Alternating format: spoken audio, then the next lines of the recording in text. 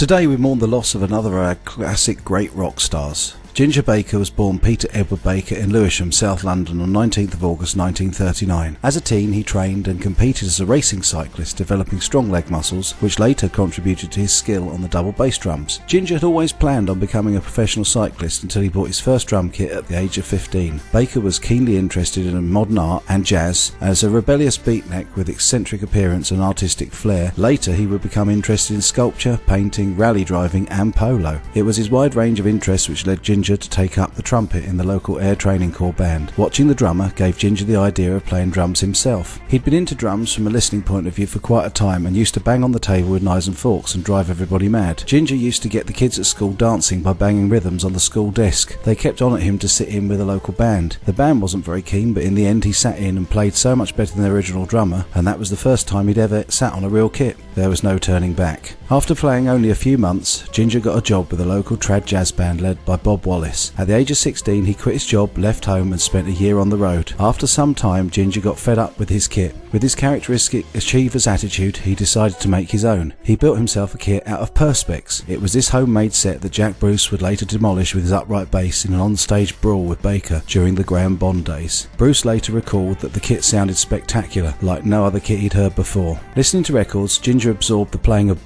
Baby Dodds and Alton Red. He then discovered Max Roach. Applying Roach's technique, Ginger's wild and unconventional playing got him fired from a few bands, but ultimately it would develop into the rhythmic genius that would astound drummers around the world. Moving on to London's West End, he got another band job and had to learn to read music in a fortnight to get the gig. During the early 1960s, Ginger played in many jazz ensembles, striving to become part of London's modern jazz circuit. His passionate and unconventional style, not to mention his short temper, were considered too disturbing. In 1962, Ginger re-entered the R&B scene, joining Alex Croner's Blues Incorporated in August of that year, taking over as drummer on the recommendation of Charlie Watts. One night, the late great modern jazz drummer Phil Seaman came to hear Ginger. They later practiced and talked together. In February 1963, Ginger, Graham Bond and Jack Bruce left Alexis Cromer's band to form the Graham Bond organisation. Ginger stayed with the Bond until 1966 when he formed Cream. The Bond years were tremendously exciting for Ginger and for the British R&B scene. Jazz guitar great John McLaughlin would join Graham Bond organisation, then later tenor sax man Dick Henkel-Smith. During those years, Ginger developed a ferocious approach to drumming which was stunned the world during his high-profile days with Cream. Ginger would add a touch of jazz techniques to the rock form, becoming probably the first true jazz rock fusion drummer. Even today, great musicians hail Ginger as the greatest drummer of the rock genre, though the public at large have given him less credit than he deserves.